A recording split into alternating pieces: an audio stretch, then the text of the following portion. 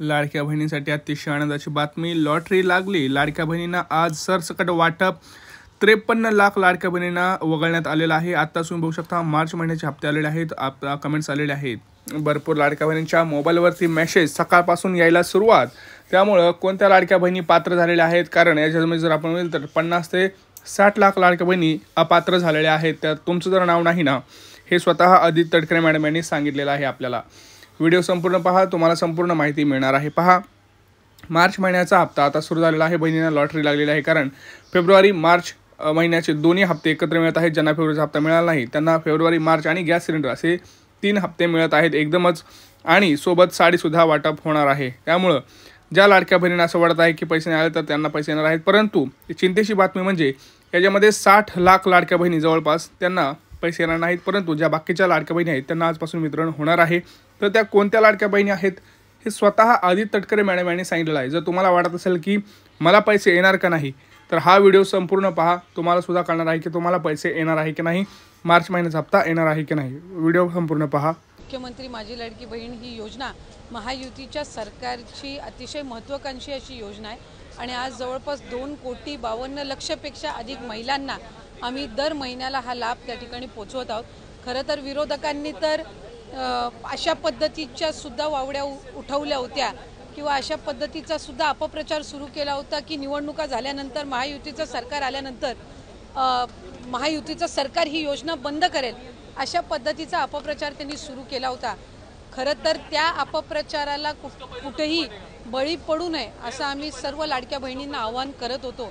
आणि आज खऱ्या अर्थानं महायुतीच्या सरकारच्या वतीने आदरणीय अर्थ व नियोजन मंत्री उपमुख्यमंत्री अजितदादांनी आपला कारकिर्दीतला 11वा अर्थसंकल्प सादर करत असताना लाडक्या बहिणींच्यासाठी मुख्यमंत्री माझी लाडकी बहीण या योजनेसाठी जवळपास 36,000 कोटींची तरतूद ही त्यांनी यंदाच्या वर्षासाठी केलेली आहे। आणि निश्चितपणाने ही करत असताना ही योजना कुठेही बंद होणार नाही। जो प्रचार विरोधकांकडून करण्यात आलेला होता की डिसेंबर महिन्यानंतर या योजनेचा लाभ मिळणार नाही, या उलट जानेवारी असेल, त्याचबरोबर फेब्रुवारी आणि मार्च महिन्याचा एकत्रित असा लाभ याचं वितरणसुद्धा आम्ही 2 दिवसापूर्वीच सुरू केलेलं आहे। आणि लाडक्या बहिणींच्या खात्यामध्ये फेब्रुवारी महिन्याचे 1500 हे त्या ठिकाणी 2 दिवसातच पोहोचलेले आहेत, आणि मार्च महिन्याचे 1500 सुद्धा ते पोहोचवण्याचं कामसुद्धा प्रगतीपथावर आहे। त्याच्यामुळे ही योजना ही महायुतीच्या सरकारची महत्त्वाकांक्षी योजना, जी मुख्यमंत्री देवेंद्रजी फडणवीस साहेब, उपमुख्यमंत्री एकनाथजी शिंदे साहेब आणि उपमुख्यमंत्री अजितदादा यांच्या नेतृत्वाखाली अशाच पद्धतीनं कार्यरत राहणार आहे, आणि तेच आपल्याला आजच्या अर्थसंकल्पातून पाहायला मिळालं। स्पेसिफिक प्रश्न आहे की 1,500 रुपये की 2100 रुपये नेमकं महिलांना किती रुपये मिळणार आहेत या लाडकी बहीण योजनेच्या माध्यमातून? कारण विधानसभेपूर्वी आपला जो जाहीरनामा होता त्याच्यामध्ये 2100चा उल्लेख होता, त्यामुळे स्पेसिफिक प्रश्न मला आपल्याला आवर्जून त्यानिमित्ताने आणि आपल्या माध्यमातून सर्व आमच्या लाडक्या बहिणींना त्या ठिकाणी सांगायचे की राज्याचे मुख्यमंत्री देवेंद्रजी फडणवीस साहेब आणि आमचे दोन्हीही उपमुख्यमंत्री असतील, मंत्रिमंडळातील सर्व आम्ही त्या ठिकाणी मंत्री महोदय असू, आम्ही सगळ्यांनी सुरुवातीपासूनच ही योजना अधिकाधिक यशस्वी पद्धतीनं राबवण्याचा प्रयत्न हा केलेला आहे। पुढेही आम्ही त्याच पद्धतीनं हा प्रयत्न करत राहणार।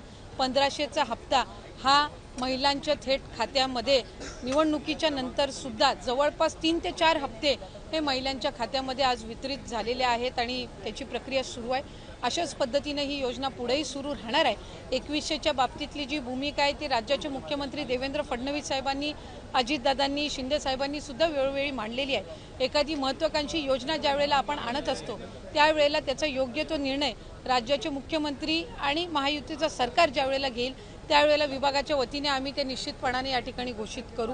आज 1500चा लाभ देत असताना सुरुवातीला तर विरोधक म्हणायचे की हे 1500 पण तुम्हाला मिळणार नाहीत, पण त्यानंतर आम्ही ही योजना यशस्वीरित्या राबवली। त्याच्यानंतर म्हणायचे की निवडणुकीच्या नंतर ही योजना बंद होणार, पण आज 2,52,00,000 महिलांपर्यंत आम्ही हा लाभ त्या ठिकाणी पोहोचवत आहोत। आणि आज 36,000 कोटींची जी तरतूद अर्थसंकल्पामध्ये करण्यात आलेली आहे, जेणेकरून ही योजना अशाच पद्धतीनं पुढे सुरू राहावी। त्यामुळे आम्ही कुठलाही महायुतीच्या सरकारने लाडक्या बहिणींना दगाफटका दिलेला नाही आहे। 2100चा योग्य तो निर्णय, जाहीरनामा किंवा एखादा ज्या वेळेला तुम्ही वचननामा असतं तो पुढच्या 5 पंचवार्षिक या संबंध या याच्यातून दृष्टिकोनातून तो ठेवलेला असतो। त्यामुळे त्या बाबतीतला योग्य तो निर्णय हा महायुतीचं सरकार हे निश्चितपणाने घेईन। पण आपल्या माध्यमातून मला लाडक्या बहिणींना सांगायचं आहे की ही योजना कधीही बंद होणार नाही आणि महायुतीच्या सरकारकडून अशाच पद्धतीनं चालू राहील। या उलट या अर्थसंकल्पामध्ये महिलांना आर्थिकरित्या सक्षम करण्याच्या दृष्टिकोनातून उमेद भवन असतील, अस्मिता भवन असेल, त्याचबरोबर त्यांना सक्षम करण्याच्या दृष्टीतून आर्थिक साक्षरता आणणं असेल, हे सगळे उपक्रम हाती घेण्यासाठी सुद्धा भरीव तरतूद ही या अर्थसंकल्पामध्ये केलेली आहे। त्यामुळे महिलांना अधिकाधिक सक्षम करण्याच्या दृष्टिकोनातून आम्ही काम करत आहोत।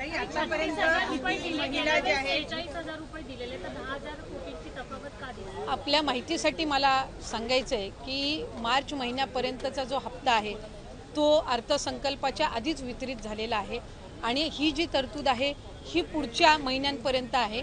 डिसेंबर महिन्यांमध्ये ज्या वेळेला ही जी केलेली तरतूद आहे या पलीकडे जर आपल्याला लाभासाठी तरतूद करावी लागली तर डिसेंबरच्या अधिवेशनामध्ये ती निश्चितपणाने करण्यात येईल। 36,000 कोटींची तरतूद जी आहे, पहिले वर्षाचे 3 महिन्याची तरतूद ही आधीच उपलब्ध करून दिलेली आहे। आता राहिले तुमचे 9 महिने आणि मग त्याच्यानंतर डिसेंबरच्या अधिवेशनामध्ये जर पुढच्या 3 महिन्यासाठी लागली तर त्या पद्धतीनं ती पुरवणी मागण्यांमध्ये केली जात असते। त्यामुळे या योजनेला यशस्वीरित्या राबवण्यासाठी जी काही तरतुदीची गरज आहे दर महिन्याच्या लाभाकरिता ती या अर्थसंकल्पामध्ये झालेली आहे। स्क्रुटिनी सुरू झाल्यापासून आतापर्यंत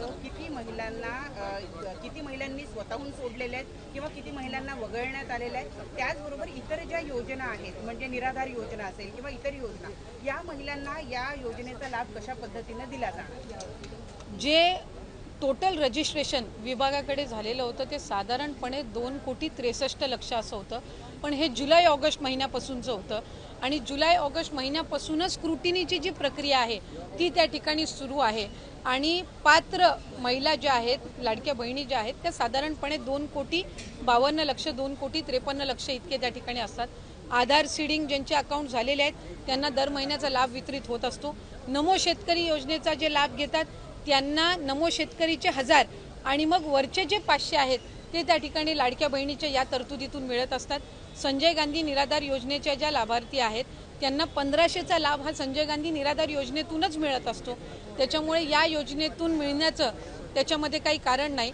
या व्यतिरिक्त 4 चाकी वाहनं असणारी असतील किंवा जिल्हा स्तरावरून ज्या तक्रारी आम्हाला प्राप्त होतात त्या पद्धतीनं ती योग्य ती कारवाई आहे ही केली जात असते आणि परत ज्यांनी आम्हाला या योजनेचा लाभ नको आहे किंवा आम्ही या योजनेच्या लाभासाठी आता पात्र नाही आहोत असे जे अर्ज आहेत हे काही हजारांच्या संख्येमध्ये आहेत। त्याच्यामुळे गेल्याही महिन्यात साधारणपणे 2,40,00,000 पेक्षा अधिक महिलांच्या खात्यामध्ये हा लाभ वितरित झालेला होता आणि यंदाच्याही महिन्यामध्ये साधारणपणे तितकाच आकडा आधार सीडिंग जसे जसे होत जातात त्यानुसार त्या पात्र भगिनींच्या खात्यामध्ये जमा होत राहील।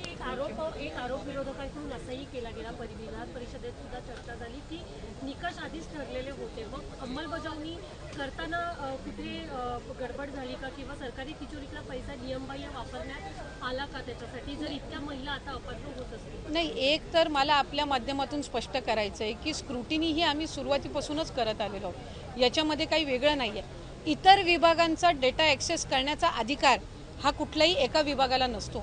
उदाहरणार्थ महिला व बालविकास विभाग आहे आणि आम्हाला जर कृषी विभागातल्या नमो शेतकरीचा जर डेटाचा ॲक्सेस असेल तर तो आम्ही परस्पर घेऊ शकत नाही, आम्हाला तो त्या विभागाकडूनच प्राप्त होणं हे अपेक्षित असतं। परिवहन विभागाकडून जर एखादा तुम्हाला डेटा हवा असेल तर तो तुम्हाला परिवहन विभागाकडूनच मिळेल, त्याला स्वतंत्र तो डेटा ॲक्सेस करण्याचा अधिकार हा कुठल्याही विभागाला किंवा महिला व बालविकास विभागालाही त्या ठिकाणी नसतो। त्यामुळे सुरुवातीपासून याची स्क्रुटिनी होत गेलेली आहे। मूळ 2,63,00,000 पेक्षा अधिक रजिस्ट्रेशन झालेलं होतं आणि सुरुवातीपासूनच जर आपण बघितलं तर लाभार्थ्यांची संख्या ही 2,40,00,000 किंवा 2,50,00,000 2,52,00,000 इतकी राहिलेली आहे। याचा अर्थ असा की स्क्रुटिनीची प्रोसिजर सुरुवातीपासून चाललेली आहे। प्रत्येक विभागाकडनं जी आपण माहिती मागवतो त्याच्यामध्ये ऑक्टोबर, नोव्हेंबर, डिसेंबर महिना आचारसंहितेचा कालावधी होता। हा वगळता जशी जशी आमच्याकडे त्या विभागांकडनं माहिती येते त्या पद्धतीनं आम्ही ते पुढचं डीबीटी करायच्या आधी योग्य ती कारवाई असते ती करत असतो। त्यामुळे कुठल्याही पात्र जी निकषांमध्ये पात्र आहे एकही निकष न बदलता जी महिला पात्र आहे त्यांच्यावर अन्याय हा कधी या विभागाच्या किंवा महायुतीच्या सरकारकडून झालेला नाही। धन्यवाद।